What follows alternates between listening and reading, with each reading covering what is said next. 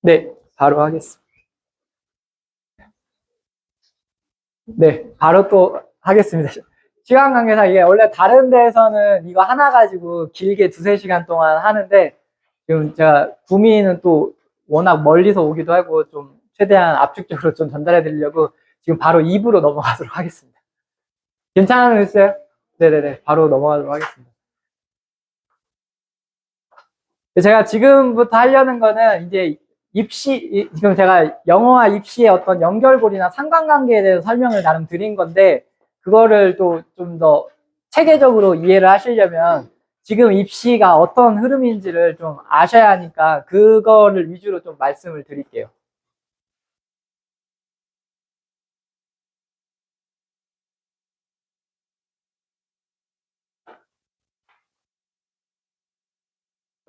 그러니까 간단하게 말씀드리면 2022 개정교육과정은 이름은 많이 들어보셨을 거예요. 핵심은 5등급제로 바뀐 겁니다. 5등급제. 가장 핵심이 2022 개정의 핵심은 5등급으로 바뀐 거고요. 여기서 그러면 왜 5등급제로 바뀌었을 때 제가 빨간색으로 10%에만 해놨냐면 이제 유의미한 등급은 이제 1등급밖에 안 나왔습니다. 대입에서 유의미한 등급은 5등급으로 바뀌면서 예전에 9등급 체계일 때는 2등급까지가 유의미한 등급이었어요. 나름 서울권에 이름 들어본 학과를 가는데 2등급까지가 의미가 있었다면 이제는 5등급으로 바뀌어가지고 1등급을 벗어나는 순간 100분위 누적 비율을 보세요. 2등급이 34%까지 내려가거든요. 그러니까 대학 입장에서는 도저히 믿을 수가 없어요. 1등급도 지금 대학교에서는 못 믿겠다고 하고 있어요. 2등급 맞은 애를 뽑을 엄두가 나질 않을 거예요. 서울권 학교들은 특히 1등급도 지금 못 뽑겠다고 하고 있거든요. 내신만 가지고. 그래서 지금 핵심이 이렇게 바뀌었습니다. 이제 2등급 때, 특히 2등급 때가 문제예요. 2등급 때 아이들이 제가 아까 중학교 성취 수준 A 말씀드렸잖아요. 2등급 때 아이들 대부분 다 중학교 성취 수준 전부 A인 애들일 거예요. 그러니까 중학교 때 성취 수준 나름 다 A이기 때문에 자기가 공부 잘했다고 착각하는 애들 되게 많을 거라는 거예요. 실제로는 아닌데. 다 100점 맞아야지 진짜 잘한 거지 A 맞은 건 잘한 건 아니거든요. 제가 좀 냉정히 말씀드리면 성취 수준 A 맞은 건 잘한 건 아니에요. 100점을 맞아야지 잘한 거지. 전부 다. 그러면 A 맞은 애들이 자기가 잘한다고 좀 착각을 나름 할 수가 있어요. 그렇게 생각을 하고 시험 기간에만 공부를 하거든요, 애들이.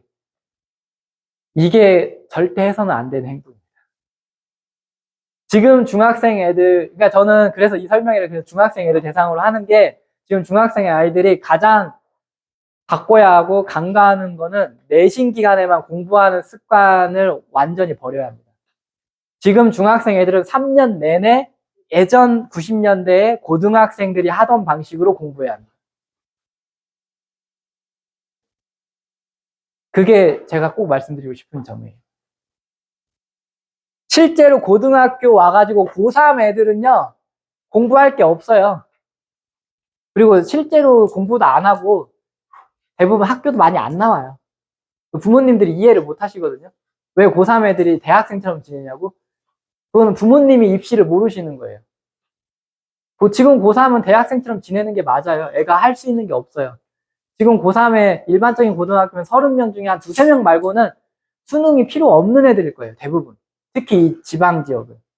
다 내신으로 그냥 가거든요. 서울권 아닌 이상은 전부 내신으로 줄 세워서 가버리기 때문에 내신은 이미 1학년 때 다 끝났어요. 사실상. 그러니까 A 입장에서는 할 게 없거든요. 그리고 지금 고교학점 되고 하면서 선택 과목이 늘어나는데 선택 과목들이 또 시험도 많이 안 봐요. 지필평가 자체를. 그러니까 고3 애인데 지필고사를 보는 게 거의 없는 애도 많아요. 내신 시험 자체를, 그러니까 지필평가를 보는 게 없는 애가 많다는 거죠. 그러니까 아이 입장에서는 할 게 없는데 부모님은 옛날 입시 생각하고 자꾸 고등학교 3학년인데 왜 공부 안 하냐 그러는데 애는 미칠 지경인 거죠. 나는 이미 정해졌고 할 것도 없고 한데. 그래가지고 고등학생들이 다 체험학습 쓰거든요. 수능 보기도 전부터. 체험학습 15일 다 꽉꽉, 전국의 모든 고3이 전부 체험학습 15일 꽉꽉 채워 다 쓸 거예요. 제가 고3 담임 할 때도 다 그랬거든요. 수능 보기 전부터 다 체험학습 다 씁니다. 징검다리 휴일 있으면요, 예상대로 전부 학교 안 나와요, 애들이. 그 휴일 딱 있을 때마다. 6월 달에 아마 6월 5일 날 빠진 애 많을 거예요. 6월 4일 날 모의고사 보고. 실제로. 그러니까 그게 고3의 현실이에요. 그럼 실질적으로 고등학교는 1년 내에서 1년 반 정도밖에 공부를 하는 기간이 없는 거고, 그럼 이 모든 게 중학교 때 지금 다 결정이 나는 구조인 거예요. 그래서 지금 중학생들이 이 설명회를 그래서 들어야 하는 겁니다. 특히 지금 5월 달 이 시기 대부분 안 하거든요. 그러니까 이때 무조건 달려야 돼요. 놀면 안 돼요. 중학생들 여기. 그러니까 그냥 중학교 내내 시험 기간이라 생각하셔야 돼요. 그러니까 서울에 이름 들어본 대학을 가고 싶다는 전제하에 말하는 겁니다. 아니면 안 해도 돼요. 그렇게까지.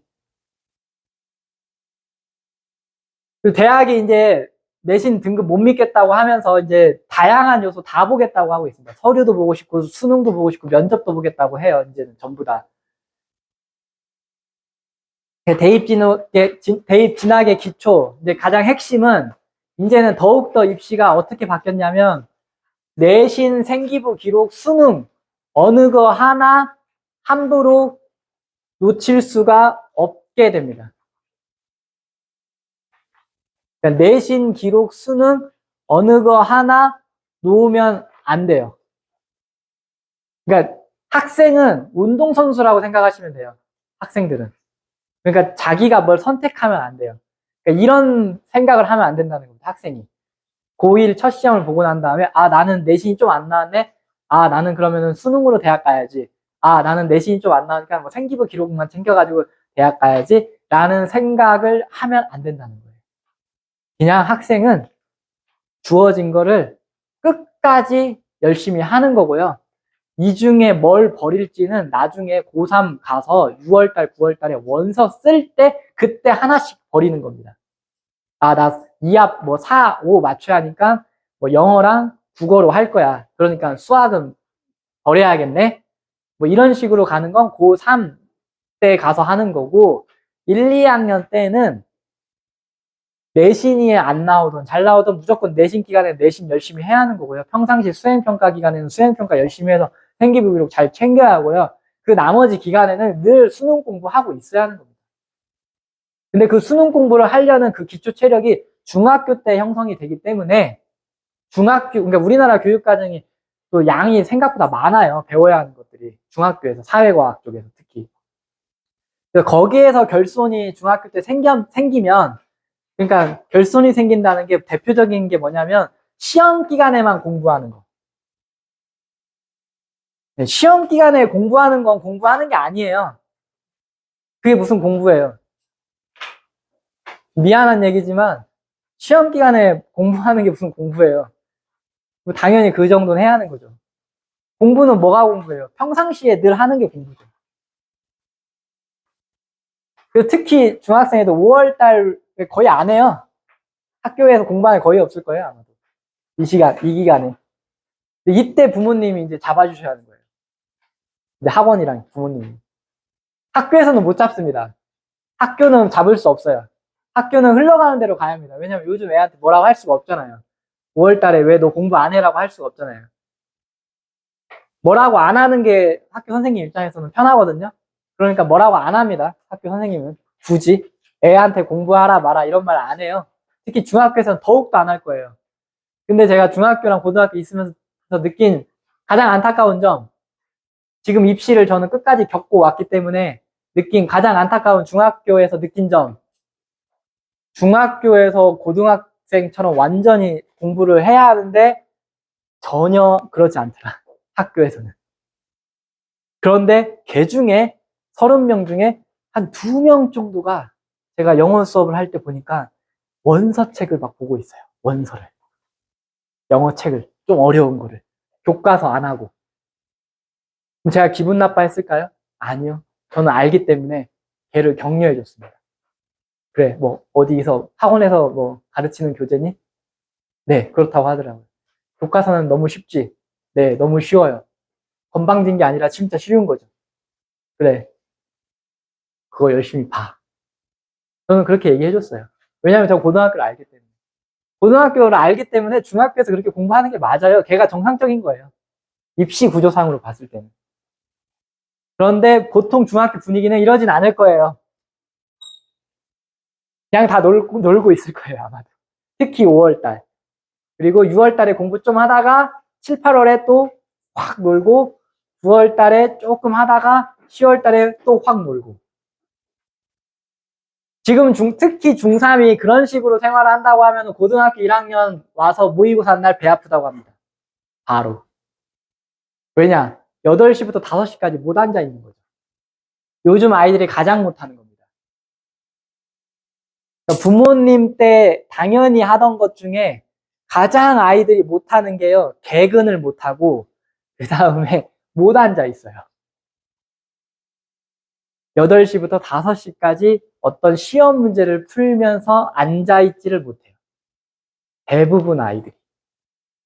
근데 걔 중에 10명 중에 1명이 그걸 하고 있죠. 그러니까 걔만 서울에 이름 들어본 대학을 가요. 제가 보니까. 교직 생활을 하면서 이렇게 쭉 지켜보니까 대학을 나름 가는 애와 안 가는 애의 그 차이는 거기서 확연히 갈리더라고요. 일단 개근을 하고 모의고사 날 절대 안 빠지고 어느 거 하나 절대 포기하지 않고. 근데 지금 입시는 더 그렇고. 왜 그런지 제가 확실하게 보여드릴게요. 서울권 보세요. 지금 교과로 줄 세우는 전형은 그렇게 비율이 높지 않아요. 그리고 종합전형과 수능 두 가지로 되게 많이 뽑고 있어요. 근데 여기서 또 주목해야 할 점은 수능으로는 대학 가기가 사실상 재학생들은 거의 힘들어요. 저건 재수생 거라고 쳤을 때 종합전형으로 이제 애들이 가야 할 거예요. 아니면 교과 최저 맞추든지.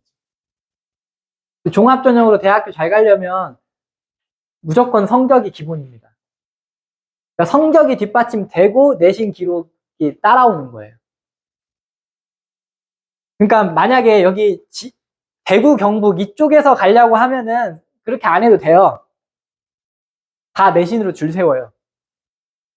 그러니까 제가 지금 설명해 드리는 게 서울권 대학 저도 위주로 말을 하는 거지만 굳이 그럴 마음이 없다라고 하면 제가 말한 대로 안 하셔도 돼요.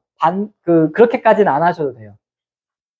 여기 보시다시피 지방 쪽에 있는 학교들은요, 다 내신으로 그냥 줄 세워버립니다. 수능 거의 안 봐요. 서울이 이렇습니다. 경기도랑. 그래서 그 점을 좀 인지를 하고 보실 필요가 있고요. 그래서 수시에서 적당하게 갈 수 있는 학교가 이제 정시에서는 갈 수 없는 학교가 된다라는 게 이게 지금 입시계에서 정설로 받아들이고 있는 거예요. 이거 지금부터 나오는 이야기는요, 제가 주장하는 게 아닙니다. 저도 입시 전문가들이 써놓은 글을 보고 그거를 조합해서 여기다 써놓은 거지 제 의견을 상상해서 쓴 게 없습니다. 정시에만 집착하면 절대 안 돼요. 수시 6번의 기회가 있거든요. 정시 3번이 있고 이걸 다 잘 살려야 하는 거지. 수시를 그러니까 정시 나는 파이터가 될 거야 라고 말하는 학생들이 꽤 나와요. 내신 1학기 마치고 나면 가장 해서는 안 되는 행위예요. 특히 지금 같은 입시에서는. 제가 이제 그 이유를 설명해 드릴 거예요. 자, 왜 다 포기하면 안 되냐, 다 같이 열심히 하냐면 수시 지원 기준선을 또 학생들이 가장 많이 착각하는 게 수시 지원 기준선을 내신 성적이라고 생각하는데 내신 성적 아니에요. 수능이에요. 그러니까 내신 등급 가지고 이 학생 어디 갈 수 있을지 예측 못합니다. 이 지역 학교 말고 서울권 대학이요. 왜냐하면 최저가 다 걸려있기 때문에.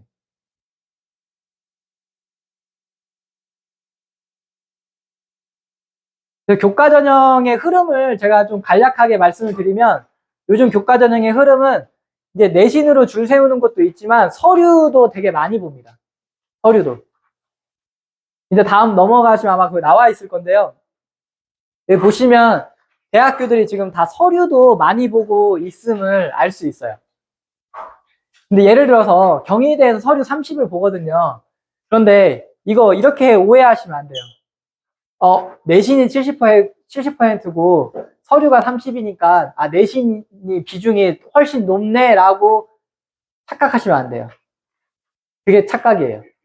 그게 뭐냐면 실질 반영 비율을 생각해야 하거든요. 그러니까 반영 비율이 중요한 게 아니에요. 대입에서는 실질 반영 비율이 중요한 거거든요. 그게 무슨 말이냐면 명목상으로는 내신 70% 보는 것 같죠. 하지만 경희대 쓸 정도 애들이면 다 내신 비슷비슷한 애들이 쓸 거예요. 특히 5등급 기준이면 다 1등급인 애들이 아마 쓰겠죠? 내신으로는 구별이 안 돼요. 그럼 뭐 가지고 판단은 나겠어요? 서류죠. 서류, 최저, 이하보. 그러면 여기서부터 이제 영어 등급의 의미가 나오는 겁니다. 자, 영어가 절대평가가 됐잖아요. 몇 년 전에. 그래서 처음에는 영어 절대평가 돼가지고 영어학원 망하는 줄 알았어요. 실제로 목적도 그거였을 거예요. 영어 사교육을 경감시키려는 목적이었을 거예요. 절대평가를 만든 이유가. 하지만 정반대의 일이 일어났죠.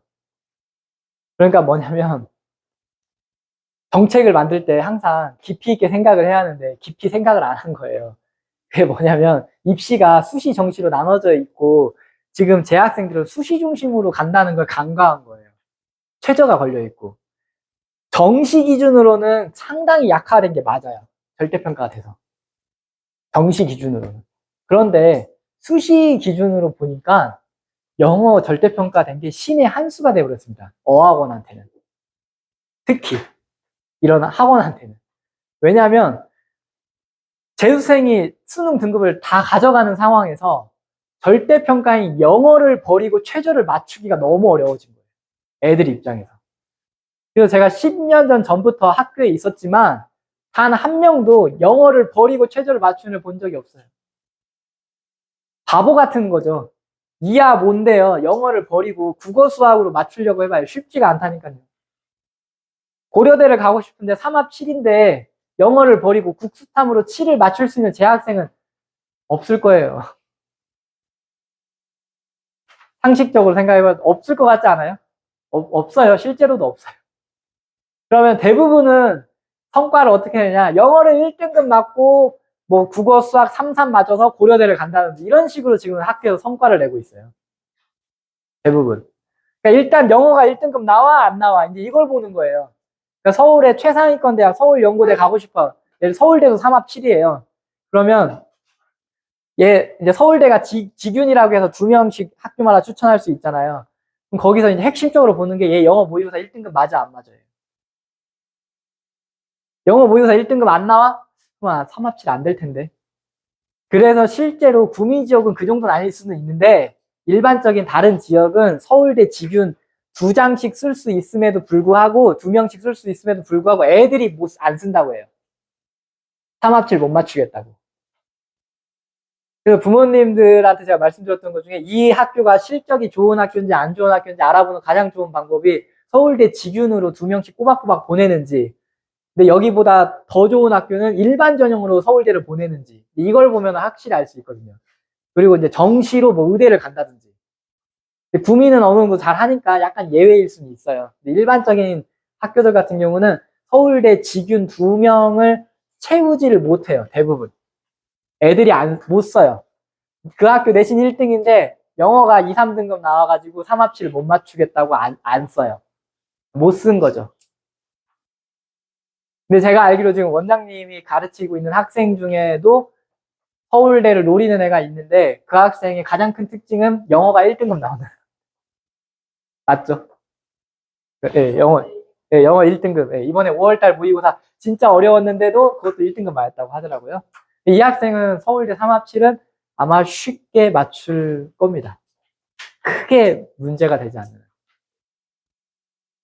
영어가 1등급이 그런 의미가 있고요. 이제 영어가 2등급까지도 2합인 학교는 그래도 의미가 있습니다. 2합 5, 뭐 2합 4 하면은 의미가 있죠. 영어가 2면 다른 데서 2 하나 뜨면 되니까. 그러니까 3합인 학교는 영어를 1 맞는 게 진짜 너무 중요하고요. 2합인 학교는 영어를 2까지가 안전판이다 하고 생각을 하셔야 합니다. 그럼 이게 풍선효과예요. 영어를 1 맞잖아요. 그러면 3합치를 다른 데서 3, 3을 하면 되기 때문에 마음이 되게 편해져요. 그래서 애가 너무 행복해해요. 수학, 국어 3, 3 맞으면 된다는 것 때문에. 너무 마음이 편하겠죠. 수학 국어 3-3 맞고 내신 관리 잘하면 고려대 써볼만 하다라고 생각이 들면 얼마나 마음이 편하겠어요. 근데 이제 영어가 2가 되는 순간부터 마음이 좀 불편하고, 영어가 3이 되면 아마 여기 있는 어떤 학교도 가기가 쉽지가 않을 겁니다. 아무리 내신이 좋아도. 그러니까 제 아무리 내신이 좋아도 영어가 3 되는 순간 여기 있는 학교를 갈 가능성은 굉장히 떨어질 수밖에 없는 입시 구조라는 거죠. 다른 학교도 다 마찬가지고요. 근데 2합 6, 그러니까 경기권 학교 같은 경우는 영어가 3도 의미가 있습니다. 그러니까 제가 아까 영어가 3까지도 의미가 있는 게, 경기권 학교는 2합 6이거든요. 보통 2합 6 내지 2합 7이에요. 그러니까 영어가 의미가 3까지도 의미가 있죠. 영어가. 그러니까 1이면은 뭐 무조건 되는 거고, 1, 2면. 3만 떠도 상당히 의미가 있는 겁니다. 그러면 여기 있는 학생들한테 제가 좀 희망을 주자면, 아까 제가 초등학교 때부터 열심히 해야 한다고 했는데, 그건 제가 1등급 기준으로 얘기를 한 거고, 초등학교 때까지는 그렇게 열심히 하진 못했어도 지금부터라도 중1 때부터라도 여기 학원에서 하는 거 제대로 잘 뭐 따라간다라는 전제 하에 저는 3등급까지는 충분히 절대평가이기 때문에 해볼만 하다 생각합니다. 그러면 경기권까지는 갈 수 있는 수준이 되는 거예요. 수능 최저 맞춰서. 내신은 물론 자기 몫이지만. 내신이 어느 정도 된다는 전제 하에. 내신이 어느 정도 된다는 전제 하에 영어 3등급까지도 굉장한 의미가 있다. 그렇기 때문에 영어가 1등급이 아니라고 너무 실망하지 말고 우리 아이의 수준에 맞게 부모님 입장에서 전략을 설정할 필요가 있는 거죠. 제가 꼭 말씀드리고 싶은 게, 제가 학교에서 이런 거를 매우 잘하는 선생님들을 많이 봤었죠. 근데 그 선생님들 자식이 다 대학을 잘 보내는 건 아닙니다. 그런데 이걸 아는 거랑 모르는 거의 가장 결정적인 차이는요, 사실은 이걸 안다고 해서 대학을 잘 보내는 경우는 많지 않아요. 구조적으로 10명 중에 1명만 잘 가게 돼 있잖아요. 상대평가니까. 나머지는 원하는 데를 가기가 힘든 구조예요. 우리나라 입시 구조상. 그런데요, 이걸 알면 무슨 차이가 있냐면, 우리 애가 위기에 빠질 확률이 90% 이상인데 그때 구해줄 수 있어요. 부모님이. 저는 물에 빠뜨리는 부모님을 너무 많이 봤어요. 반대로 아이를. 어떤 경우냐면요, 부모님이 입시를 모르니까 굉장히 경직돼 있어요. 자기 때 입시를 생각한다든지, 그 다음에 야, 수시로 해서 무조건 뭐 대학 가야지, 재수는 절대 안 돼, 아니면 야, 재수만 해야 돼, 이런 식으로. 재수를 할지 말지 이거는요, 그때 가서 유연하게 보고 판단을 해야 하거든요. 그 아이의 상황을 보고. 그러면 재수를 꼭 해야 하냐 마냐. 예를 들어서 사실 실제로 담임으로서 진학지도를 할 때 가장 많이 부딪히는 갈등 요소가 애들이 이제 재수하냐 마냐예요. 그러면 재수를 할지 말지가 현실적인 애들의 고민인데, 왜냐하면 이제 어느 정도 이름 들어본 대학을 가려면 어쩔 수 없이 재수를 해야 하는 경우가 많거든요.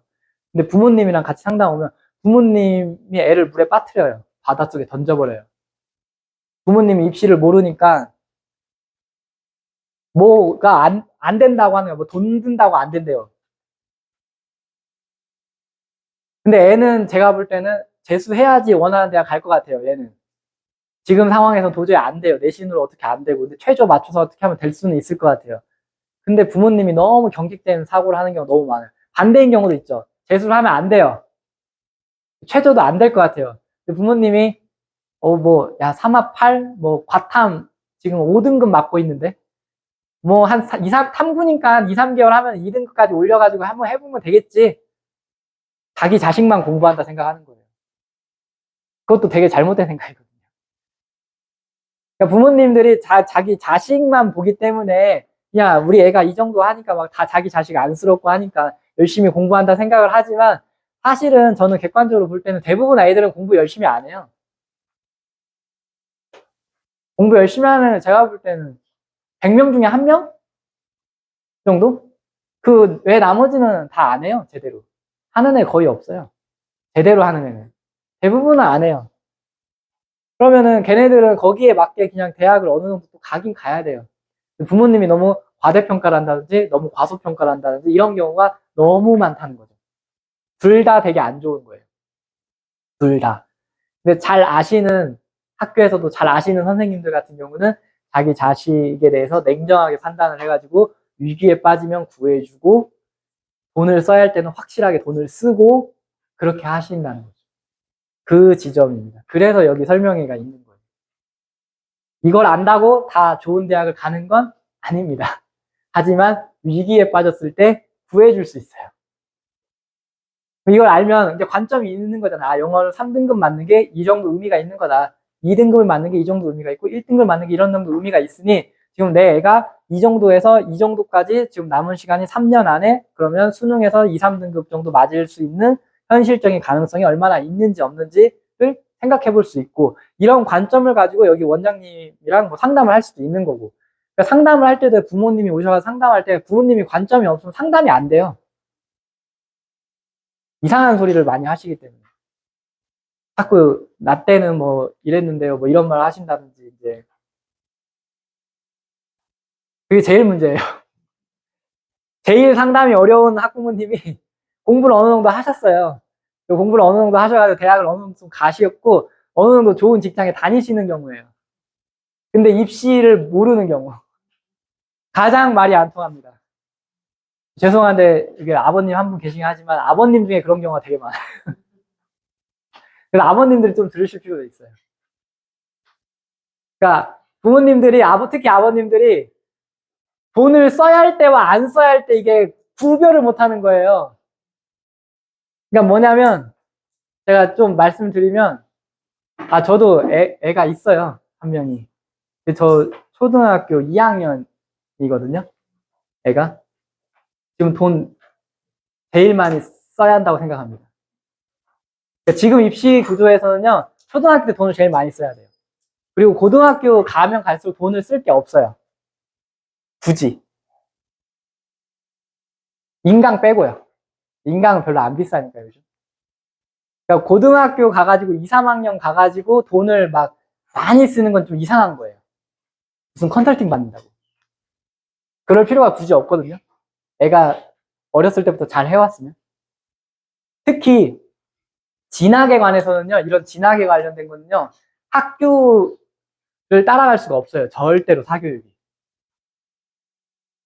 학교에 모든 고급 정보가 다 있어요. 그리고 선생님만 볼 수 있어요. 학교에서. 학교에서 선생님만 볼 수 있는 고급 정보가 학교 서버로만 열려요. 빅데이터가. 근데 그거를 활용을 안 하시고 이상한 데 많이 돌아다니시거든요. 돈 많이 쓰시고. 그게 가장 이제 안 써야 할 돈인데 제가 생각할 때는.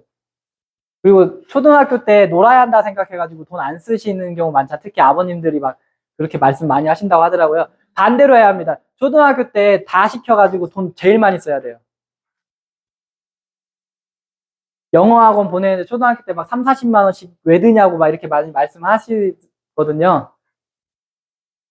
저도 한 100만 원 넘게 쓰는 것 같습니다, 지금.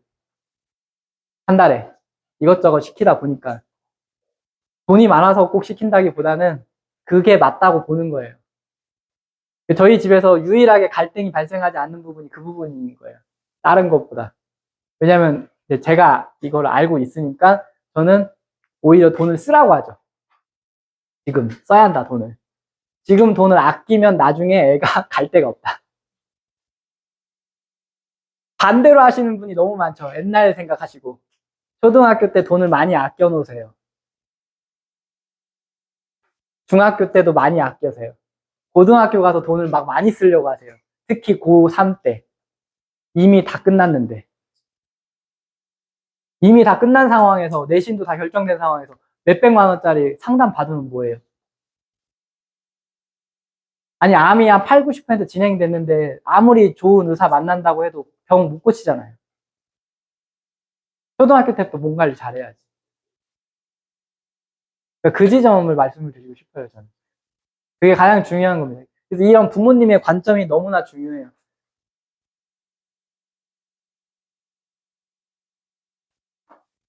종합전형에 대해서 좀 생소하실 수 있는데 제가 꼭 말씀드리고 싶은 거는요.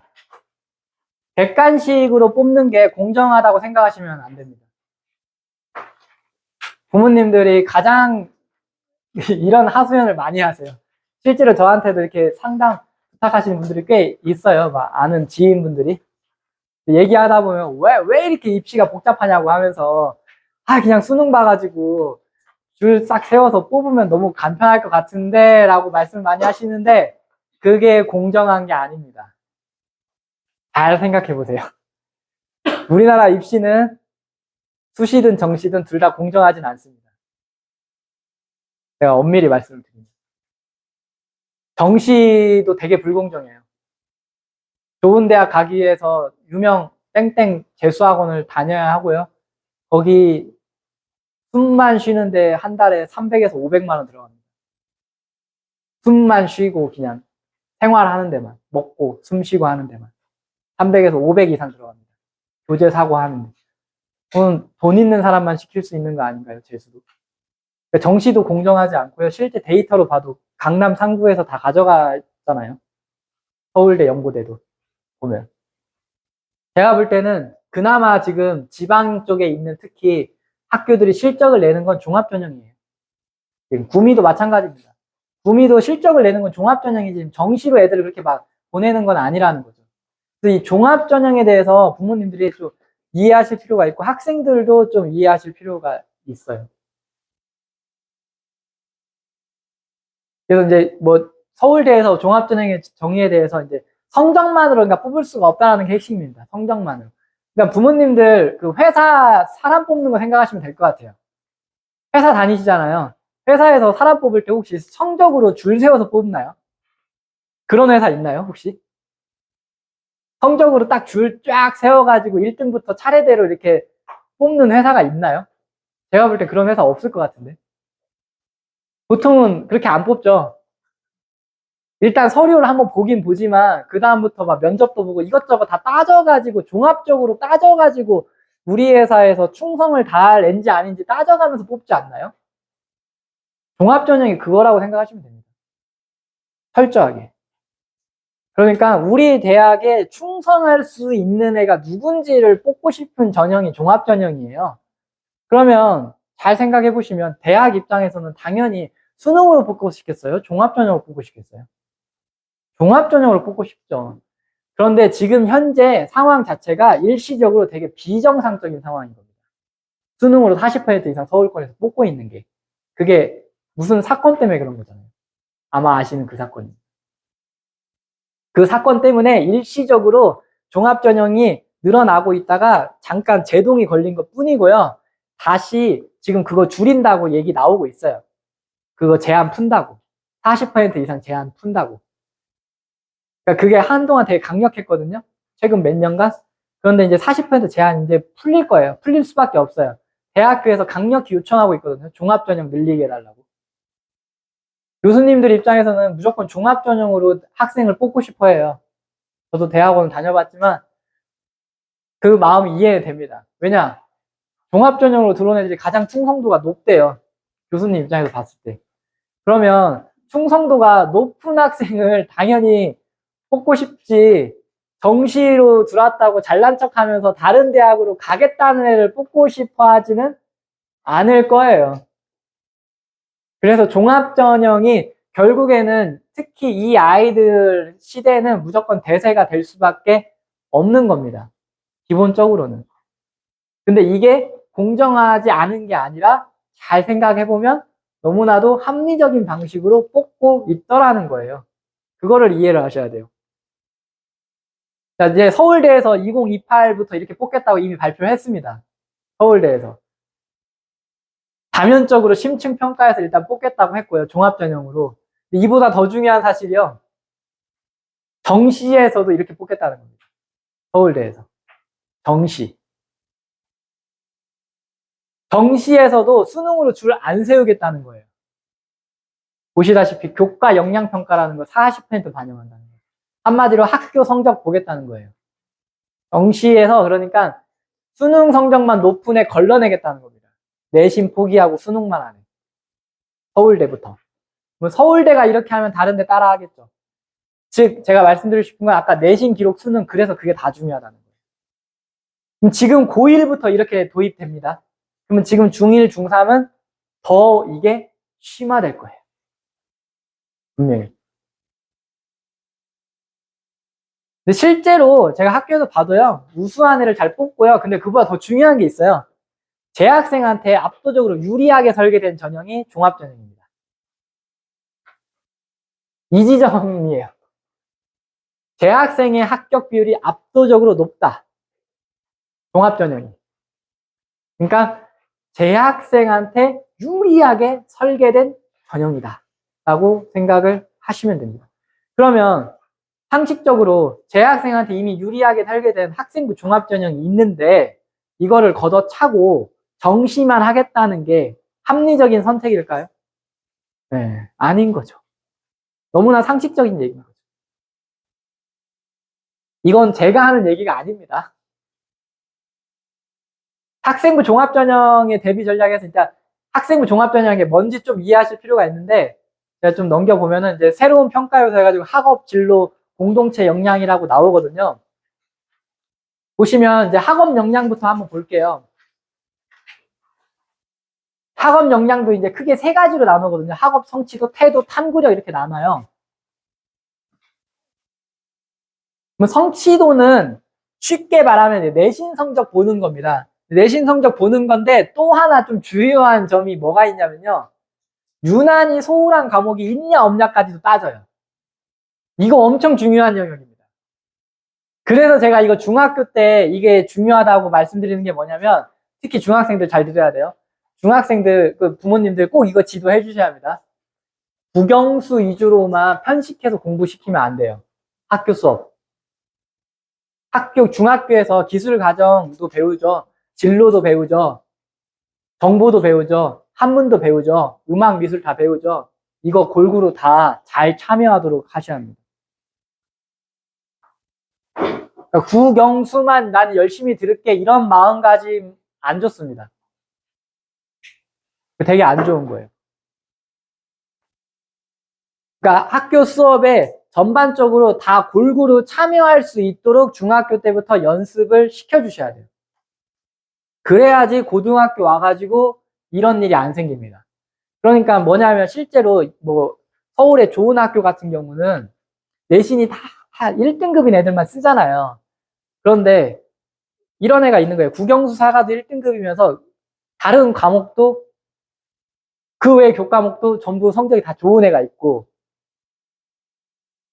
국영수 사과 다 1등급인데 여기만 툭 떨어진 애가 있으면 당연히 누굴 뽑겠어요. 그러니까 종합전형에서는 이런 것까지 다 따지는 거예요. 그러니까 특히 예를 들어서 의대 같은 경우는요. 음악 잘하는지 체육 잘하는지 다 따집니다. 그러니까 음악 못하고 체육 못하는 거 되게 싫어해요. 종합전형을 뽑을 때. 실제 입사관이 하는 얘기입니다. 공부벌레를 원하지 않아요. 공부만 할 줄 안다는 걸 원하지 않아요. 음악도 잘하고 미술도 잘하고 체육도 어느 정도 잘 하는 애를 원하는 거예요. 음미체를 다 잘하기는 어려워도 최소한 음악, 체육 하나라도 잘하는 걸 원해요. 그래서 좋은 고등학교일수록 실제로 1인 1기를 되게 강조하거든요. 1인 1악기. 그 서울대 뭐 종합전형으로 일반 전형으로 성과를 되게 잘 내는 어떤 고등학교가 있어요. 서울에. 그 학교에서 정말 강조하는 게요. 1인 1악기예요. 그리고 1인 1운동 동아리. 왜냐면 이게 미국에서 건너온 제도잖아요. 기본 뿌리가. 미국에서 이런 거 엄청 강조하잖아요. 클럽 활동. 음악 잘하는지, 체육 잘하는지, 이런 거 엄청 따지거든요. 난 공부만 잘해. 이런 애 정말 안 좋아하거든요. 종합전형은 그런 것까지 다 따지는 겁니다.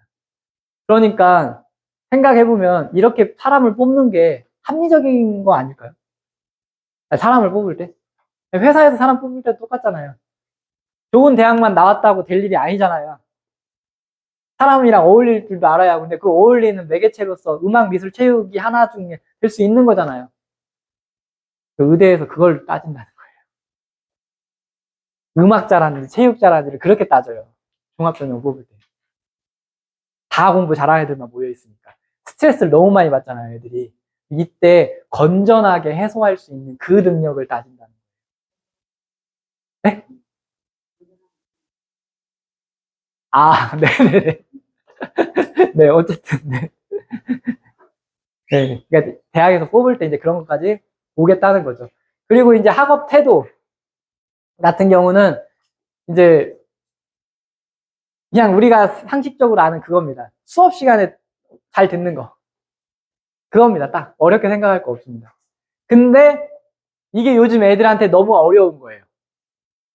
요즘 아이들이 제일 못하는 거 제가 아까 8시부터 5시까지 시험 앉아있는 거라고 했잖아요. 또 하나 진짜 못하는 게 수업 시간에 앉아있는 거. 이게 집중해서. 이걸 정말 못해요. 40분, 50분 못 앉아있어요. 아이들이. 그거를 잘할 줄 알아야 하는데. 그거를 너무 힘들어해요. 그리고 또 하나. 선생님한테 인사. 그냥 기본적인 겁니다. 누가 들어왔잖아요. 인사하고 집중하고 해야 하는데 이게 제가 학교에서 보니까 안 되더라고요. 보통 아이들이. 이게 훈련이 안 돼 있어요. 요즘 아이들의 가장 큰 특징이에요. 그리고 이제 대부분 이어폰 꽂고 있는 애가 되게 많고요. 이어폰. 무선 이어폰. 몰래 끼고 있는 애 너무 많아요. 자기만의 세상에서 핸드폰만 이렇게 보고 있다든지. 특히 고등학교 가면 패드가 다 하나씩 있어요, 애들이. 아예 수업을 안 들어버리는 거죠. 그냥 인강 들어버리는 거예요. 그런 애들이 너무 많습니다.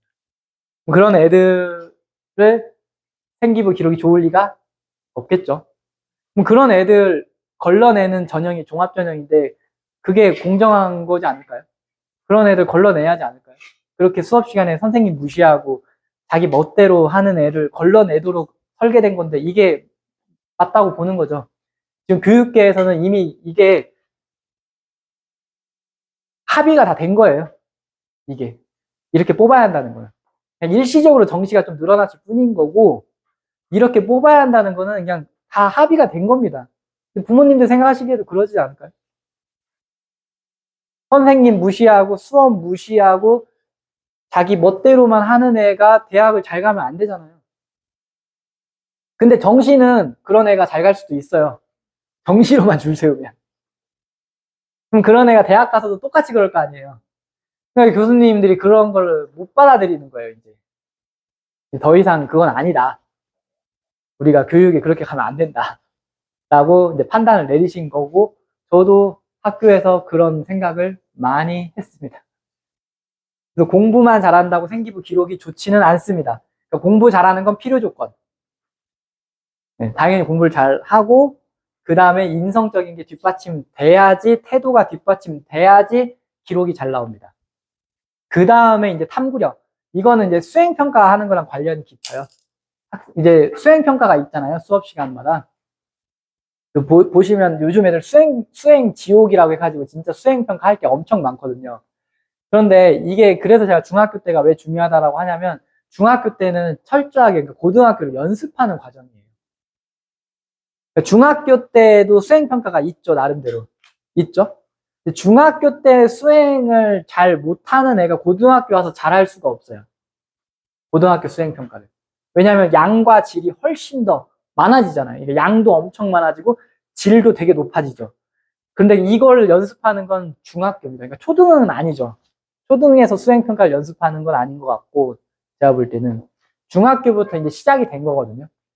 그러니까 입시가 중학교 때 이제 어떻게 보면 본격적으로 시작이 돼버린 겁니다. 그러니까 이게 너무 다른 거죠, 옛날이랑. 저 때도 저도 수능 봐서 갔던 세대예요. 제 세대도. 근데 이게 이제 2010년대부터 이 흐름으로 확 바뀐 거죠. 그래서 제가 학교에서 일할 때부터는 이제 이 흐름으로 간 거죠.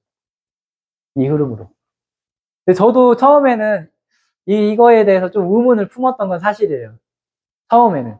그런데 오랫동안 이렇게 지내다 보니까 아, 이렇게 만든 합리적인 이유가 있구나를 뼈저리게 느낀 거죠. 그래서 이 탐구력이라는 게 이제 말 그대로 수행평가 잘하고 수업 시간에 배운 거 가지고 깊이 있게 이제 독서 활동 같은 거 잘 하는지 이제 이런 것까지 따지는 겁니다.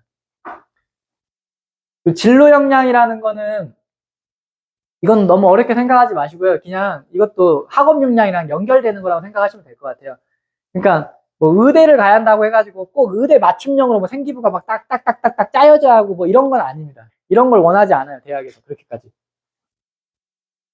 예를 들어서 영어 시간에요. 의대를 가고 싶다는 애가 있으면 뭐 꼭 의대 관련 무슨 지문을 읽고 뭘 하고 이런 건 필요 없어요. 그것보다 더 중요한 거는 그냥 본질적으로 영어를 잘했다는 기록이 들어가는 게 더 중요해요. 그게 이제 진로 역량이 그렇게 생각하시면 됩니다. 그러니까 고등학생이 전문가가 아니잖아요. 그러니까 중학교 고등학생 때부터 어떤 특정 과목을 뭐 의대에 간다고 해가지고 그거 관련된 것만 막 열심히 해야지 하면 되겠지라는 생각은 큰 착각이고요.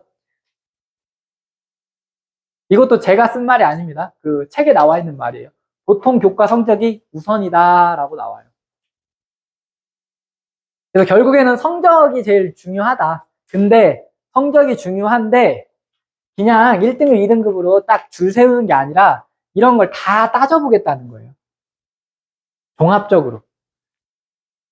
그러니까 훨씬 공정한 거죠. 그러니까 이거는 뭐 생각하시면 되냐면요. 연봉 산정하는 거 생각하시면 될 것 같아요. 연봉 산정하는 거. 그 프로 선수들, 프로 운동 선수들 연봉 산정할 때 고가 기준표가 있잖아요. 그러면 예를 들어서 야구 선수 연봉을 산정할 때 홈런 몇 개 치고 안타 몇 개 치고 단순히 그걸로 연봉 산정 안 한다는 거죠. 지표가 엄청 많거든요. 수십 개, 막 100개가 넘어요. 그렇게 다 따져가지고 연봉을 주잖아요. 그렇게 생각하시면 돼요. 왜냐면 똑같이 홈런을 10개를 쳤어도 어떤 상황에서 홈런을 10개를 쳤냐에 따라서 그 홈런의 영양가가 다 다르죠. 내신도 1등급이든 똑같은 2등급이라고 해도 어떤 상황에서 2등급을 맞았냐가 다르겠죠. 학교마다. 그러면 그런 걸 다 보겠다는 거예요. 그리고 이거는 이제는 저도 꼭 말씀드리고 싶은 게 이제 대학교를 믿으셔도 됩니다. 이미 이렇게 뽑은 지 10년이 넘었기 때문에 대학에서는 이런 식으로 뽑는 거에 완전히 정착돼 있어요. 특히 서울권의 학교들. 시스템이 완전히 갖춰져 있다고요. 이렇게 뽑는 방식에 대해서. 저희도 학교에 있어요. 그 사람들이 와서 연수를 많이 시켜주거든요. 거의 생각이 일치합니다. 너무나 합리적인 방식으로 뽑고 있어요. 깜깜이가 아닙니다. 오해십니다. 정말 고도로 훈련받은 그 사람들이 잘 뽑고 있어요. 특히 서울권 대학들. 나름대로. 물론 간혹 가다 이해 안 되는 경우 있을 수도 있겠죠. 진짜 예외적인 경우고 일반적으로는 안 그렇더라는 거죠. 학교에서도 걔가 그렇게 갔대? 그래. 성적은 그래 내신으로는 아닐 수도 있었는데 맞아 걔 딱 보면 인성이나 이런 거 보면 그래 갈만했어. 태도나 이런 거 생기부 기록이라든지 해가지고 갈만했던 애네. 그렇게 나름 잘 뽑아가요. 대학에서도 이게 자기네들의 목숨이 달린 일이잖아요. 왜냐하면 대학에서 가장 두려워하는 게 뭐예요? 자퇴하는 거거든요. 학생이 들어와서 자퇴하는 거를 끔찍하게 두려워해요. 아시다시피 애들이 너무 없기 때문에 지금 이 현상이 부모님들이 느끼실지 모르겠는데 대학에서는 이미 10년 전부터 심각한 위기 상황이거든요. 지금 특히 지방 쪽에 있는 학교들은 아이가 없어요. 애들이 진짜 저출산의 이 심각한 현상이 대학에서는 이미 직격탄을 맞았어요. 10년 전부터. 그래서 지방에 이름 들어본 국립대들도 지금 추가 모집을 하는 경우가 꽤 많아요. 추가 모집을 한다는 건요, 수시, 정시로도 못 뽑았다는 얘기예요. 그런 경우가 꽤 많습니다. 이 지역도 예외 아닙니다. 실제로. 이 지역도 어느 정도로 상황이 안 좋냐면요, 이 지역 대학이 입시 설명회 한다고 천안권에 와가지고 입시 설명회 한다라고 오면요, 아무도 안 들어요, 애들이. 다 서울 가고 싶다고. 진짜 냉정하게 말씀드리면 그 정도입니다. 천안권에 있는 학생들이요, 예를 들어서 거기가 대한민국 중간에 있잖아요. 그 학생들이요, 대전도 안 간다고 합니다. 밑으로 간다고. 지금 요즘 아이들의 이 지향성이 그 정도 수준까지 갔기 때문에 생각보다 어마어마하게 심각해요. 서울권 대학도 그 위기의식은 똑같아요, 사실은. 그래서 이제 이제 종합전형에서 핵심은 이제 독서예요, 사실은. 공동체 역량은 이거는 이제 기본적으로 따라오는 겁니다. 학업이랑 진로를 잘 하면 자연스럽게 따라오는 우리가 알고 있는 그런 인성적인 면이고요.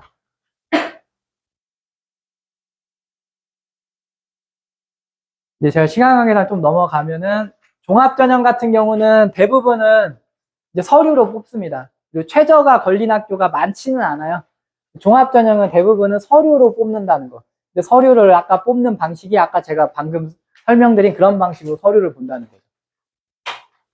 그러니까 종합적으로 다 따져가지고 보는 방식이라는 거예요. 근데 여기서 가장 핵심인 학교는 이제 서울대겠죠. 서울대. 서울대가 직윤으로 2명 추천받아서 뽑고 있습니다. 그런데 서울대는 3합7이 걸려 있다는 거예요. 종합이지만. 서울대를 갈 애들은 이제 수시 종합이어도 최저도 잘 맞춰야 하고 내신도 잘 따야 하고 기록도 잘 해야 하는 건데 모든 애들이 그러니까 서울대를 다 가는 건 아니겠죠. 하지만 이거를 지향해서 노력하는 애가 이제 이 중에 하나씩 버려가면서 다른 데를 가는 겁니다. 그러니까 모든 애가 서울대를 갈 수는 없지만 다른 학교도 다 비슷한 방식으로 뽑고 있고요. 이제 미래의 인재상이 이거 왜 대학에서 이걸 이렇게 강조하냐면 인재상이 바뀌었다고 해서 이러는 거예요. 인재상이 어떻게 바뀌었냐라고 하면 강조를 하고 있는 게 이제 이 능력을 엄청나게 따집니다. 이게 핵심이에요.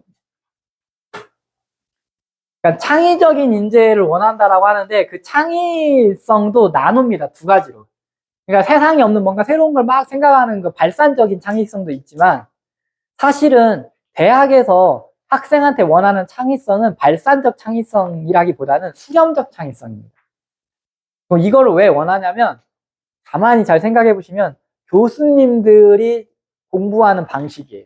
이게 연구 방식이죠. 논문 쓰는 방식입니다. 그러니까 대학이라는 곳은 교수님이 강의를 하는 곳이잖아요.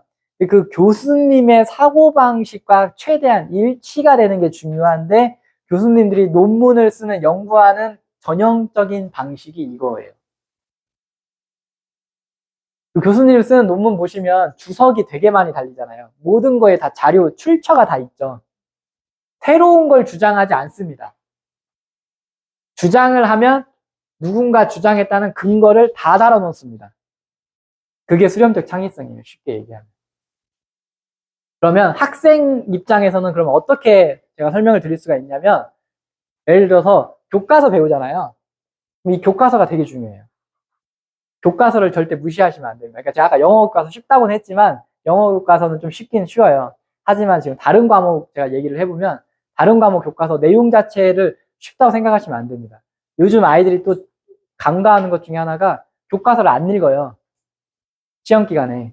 안 읽고 대부분 문제집 풀면서 공부하거든요. 가장 안 좋은 공부 방식이에요. 제일 좋은 공부 방식은 교과서 읽는 겁니다. 그거는 변하지 않아요. 교과서를 잘 읽어야 돼요.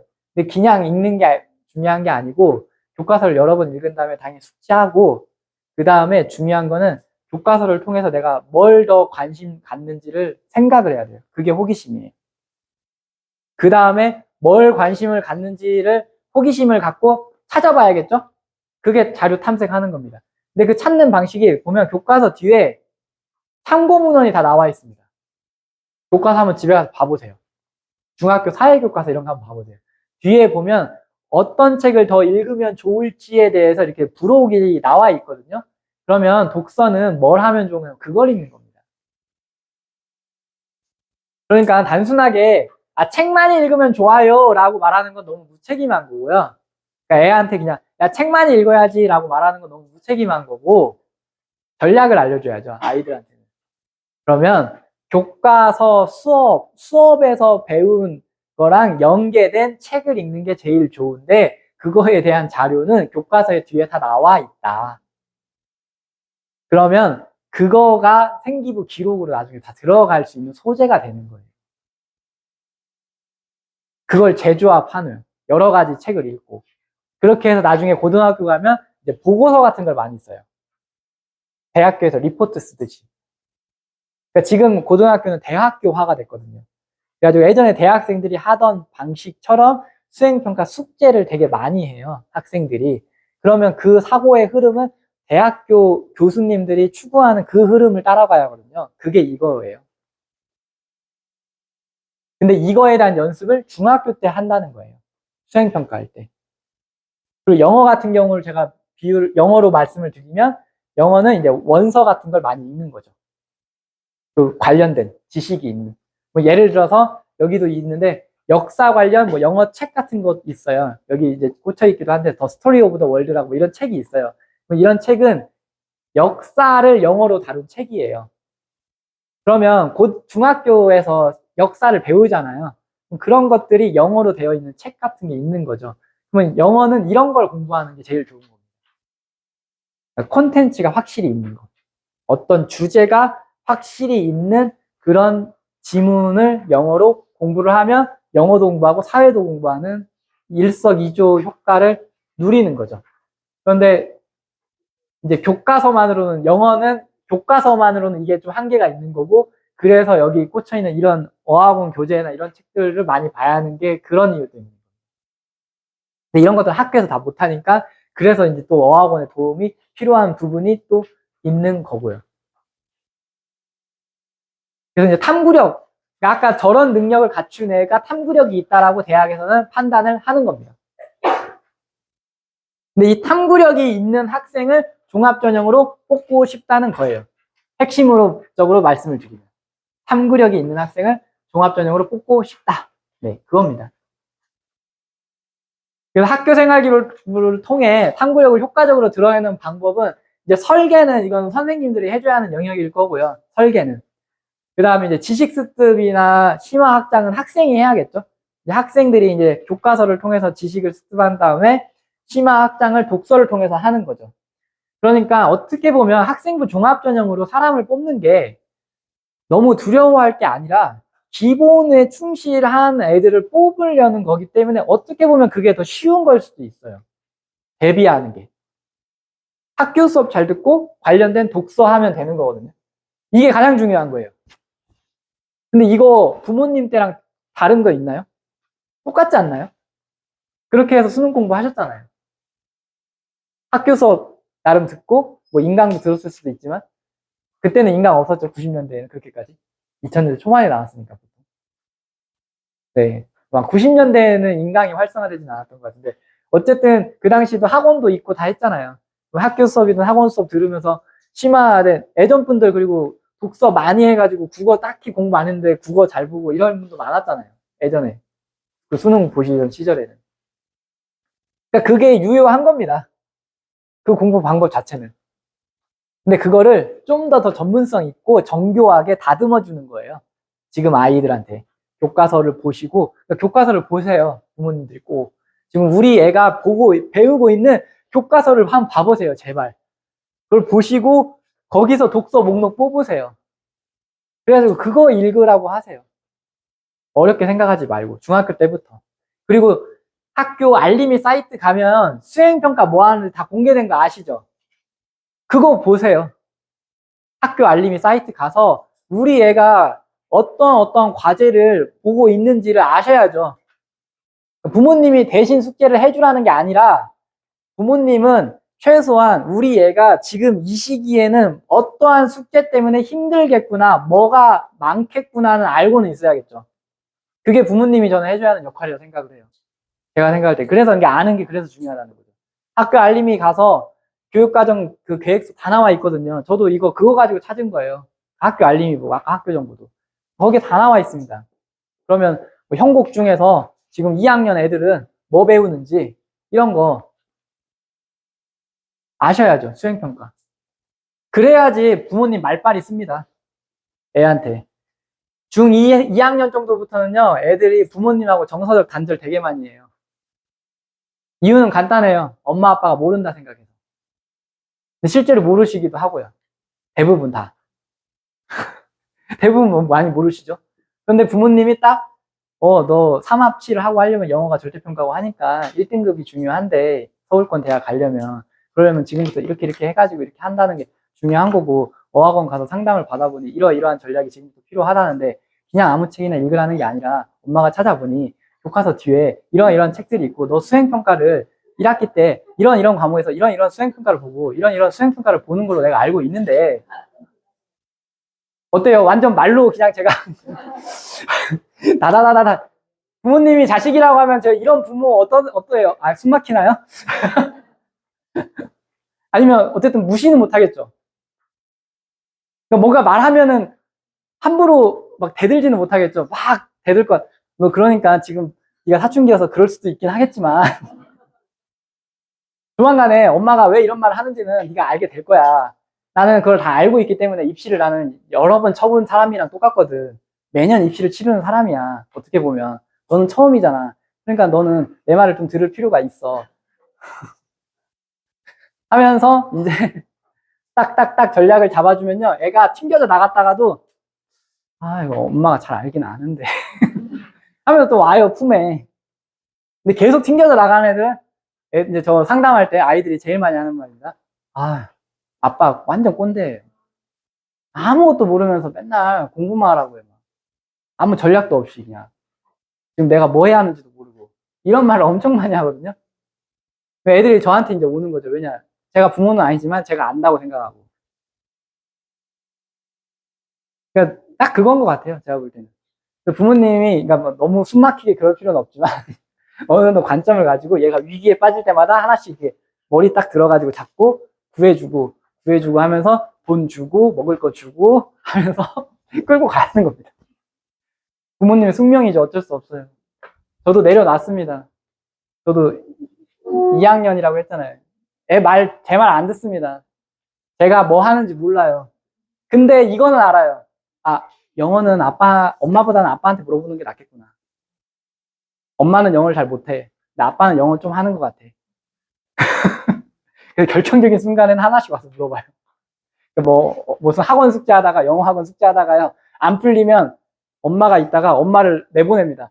엄마 가! 왜? 엄마 모르잖아. 저를 부릅니다, 갑자기. 평소에는 안 찾다가.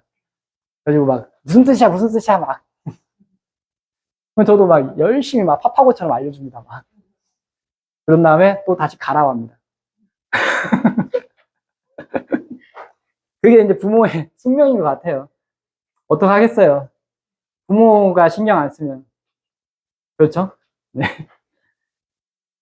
학교생활기록부에 대해서도 좀 이해는 하실 필요가 있는데, 제가 좀 말씀드리고 싶은 거는, 결국에는 흐름은 제가 말씀드린 대로입니다. 지금 학교생활기록부의 흐름은 교과 수업이 제일 중요해요.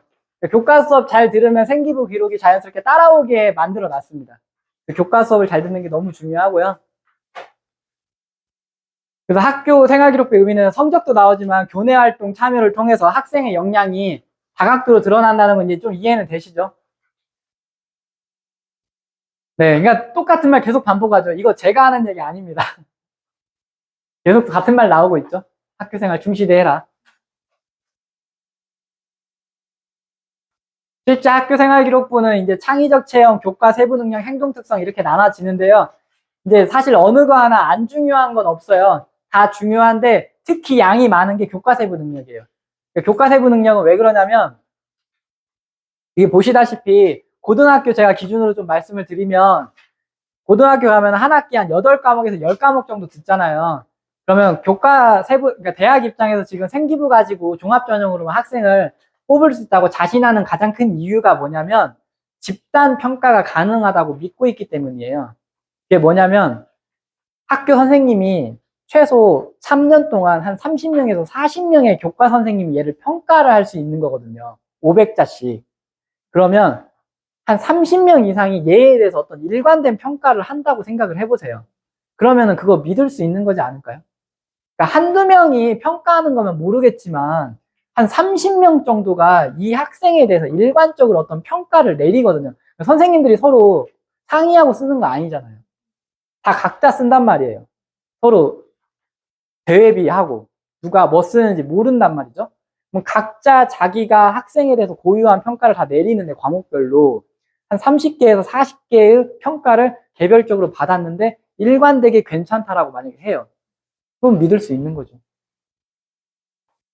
일관되게 아니라고 해요. 그럼 그것도 믿을 수 있는 거죠. 아니라는 걸. 근데 진짜 부모님들 보시면 사람 보는 똑같아요. 내가 별로라고 생각하는데 다른 사람도 별로라고 생각해요. 진짜 신기하더라고요. 이 집단으로 평가하는 게 되게 무섭다는 걸 제가 되게 많이 느꼈어요. 학교에 있으면서. 내가 수업 시간에 얘 참 별로네라고 생각을 했어요. 나만 스트레스 받는 게 아니었어요. 그래서 스트레스를 제가 덜 받아요. 보편화 때문에. 아, 나만 그런 게 아니구나. 모든 선생님이 다 똑같이 얘 때문에 힘들어하는구나. 그러면서 위안을 삼거든요, 선생님들이. 그럼 일관되게 얘에 대해서 나쁘게 쓴다기보다는요, 분량을 줄여버려요. 선생님들이 대놓고 뭐라고 쓰진 않아요. 왜냐면 괜히 시비 걸릴 수 있으니까 500자까지 쓸 수 있잖아요. 그러면 얘가 별로죠. 그럼 어떻게 할까요? 한 100자 써주는 거죠. 뭐 특이사항 없음. 아, 그러면 최악의 평가인 거예요. 뭐뭐로 인하여 특이사항 없음. 그 한 문구로 얘는 모든 거에서 떨어질 수 있습니다. 그러니까 고등학교 교사와요, 입사관들이 서로 주고받는 암호가 있어요. 서로 이제 알아요. 이신점심이 있어요. 통해요. 그러니까 욕을 쓸 수는 없잖아요. 그러니까 얘가 진짜 별로면은 포장을 해줘야 하잖아요. 그러면 그 포장해주는 말이 있어요. 그러면 알아들어요, 서로. 참 신기하게. 내가 이렇게 써주면 이 사람도 알아들어요. 왜냐면 참 신기한 게 나만 이렇게 쓰는 게 아니라 다른 선생님도 다 똑같이 그렇게 쓰고 있어요. 그리고 요즘 챗GPT 다 쓰거든요, 선생님들도. 챗GPT가 참 비슷하게 다 말해줘요.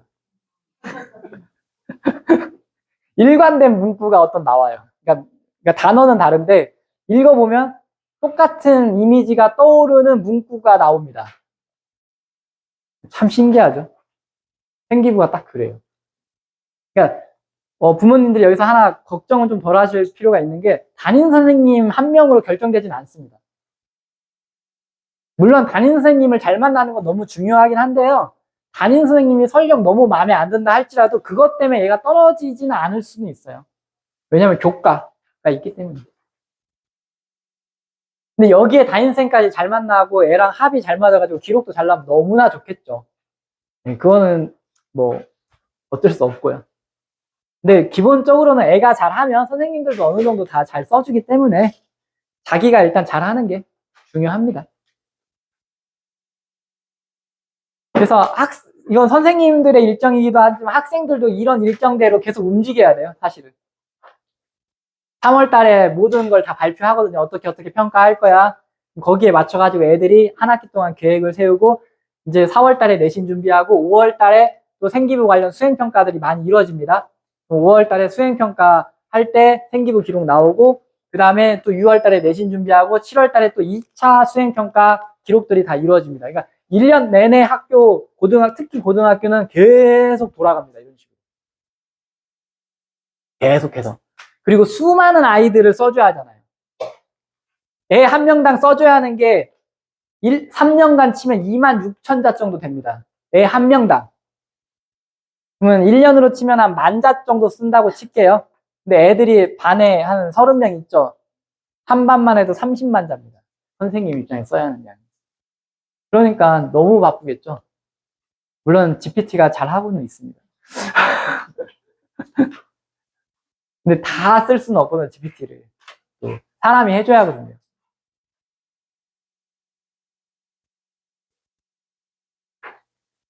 그래서 제가 핵심적인 것만 좀 말씀을 드리고 싶은 거는, 그러니까 탐구력 제가 아까 계속 강조했잖아요. 그래가지고 고등학교 가가지고 생기부가 딱 예시를 제가 하나 보여드릴게요. 시간 관계상. 예시를 딱 보여드리면 이 자율활동 학업 관련 예시 있잖아요. 이런 식으로 나오는 생기부가 가장 최상의 생기부라고 생각하시면 돼요. 그러니까 이렇게 안 쓰여질수록 우리 애가 생기부 기록이 안 좋겠구나 생각하시면 돼요. 이게 가장 어떤 기준점이 되는 기록 양식이에요. 그러니까 이게 이제 보시면 탐구력이 많이 드러나게 되어 있어요. 뭐에 관심을 갖고 지적 호기심을 갖고 뭐에 참가를 해가지고 수업과 연관된 심화된 내용을 탐구하고 그러니까 자료 탐색하는 거고 뭘 조합하고 뭐 이런 내용들이 나오거든요. 그러니까 여기에 이제 단어만 껴 맞추는 거겠죠. 그러니까 이게 한마디로 이제 골격이라고 생각하시면 되고요. 이거에 맞춰가지고 이제 애들마다 이게 다 달라지겠죠. 근데 이제 서울대를 가는 애들은 이런 식으로 생기부가 초반부터 이런 식으로만 다 쓰여지는 거고요. 이제 정말 가장 안 좋은 생기부는 아주 무미건조하게 뭐뭐 활동을 뭐뭐 참여함, 뭐 이런 식으로만 가는 게 이제 가장 안 좋은 생기부겠죠. 그래서 나중에 이제 부모님들이 이걸 이미 봤을 때는 이미 늦은 상태고 보기 전에 지금부터 수행평가 잘 할 수 있도록 잘 챙겨주시고 그렇게 하셔야 하는 거죠. 그래서 다 똑같습니다. 동아리도 그렇고 다 이런 식으로 이제 시간 관계상 제가 다 설명은 좀 못 드리고 진로도 다 똑같아요. 그러니까 탐색, 탐구, 그러니까 계속 탐구를 강조합니다. 그거를 명심하셔야 돼요. 탐구를 강조한다는 거. 그래서 핵심은 교과 수업 플러스 독서. 이게 지금 생기부의 가장 큰 흐름이다. 그러니까 너무 어렵게 생각하실 거 없고요. 수업 잘 듣고 독서 잘하는 거 그게 너무 중요하다는 거죠. 그러니까 어떻게 보면 마음이 어때? 좀 안 편하시세요? 더 마음이 무거워지네요. 근데 원리는 간단하죠. 네, 원리는 간단한데 실행하는 게 쉽지 않은 건 저도 압니다. 네, 저도 자녀가 있다 보니까 제가 잘 아는 거랑 전혀 다릅니다. 쉽지 않아요. 제 기준 같아서는 하루에 막 5시간씩 공부시키고 싶은데 제가 생각할 때는 서울대 가고 하려면 지금 초등학교 2학년 때부터 하루에 5시간씩 앉아가지고 공부해야 하거든요. 초등학생 때부터. 근데 안 해요. 1시간 이상 못 앉아 있어요, 애들이. 보니까. 맨 게임하고 싶어 하고.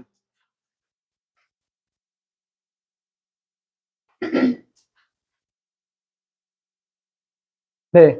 그래서 이제 하나만 말씀드리면 탐구력과 관련해서 영어 어학원에서는 중요한 게 이제 원서 읽기 같은 게 중요하다는 거 말씀을 좀 드리고 싶어요. 여기는 어학원이기도 하니까 그 탐구력과 관련돼서 어학원과 제가 연결을 시키자면 원서가 중요하다고 생각이 들고 그래서 이제 어학원에서 그런 프로그램들이 있으면 많이 참여하셔가지고 어린 시절부터 하시면 좋겠다라는 생각이 듭니다. 일단 지금 시간 관계상 일단 여기까지 일단 마치도록 하겠습니다. 감사합니다.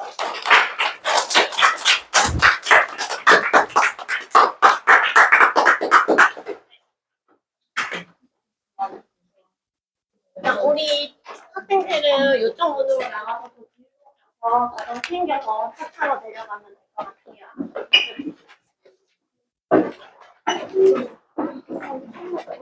이쪽으로.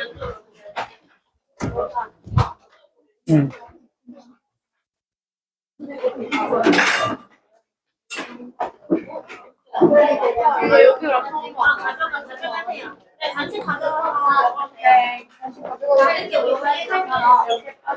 가져가실 분들 가져가세요. 네, 여기 가식 챙겨주세요.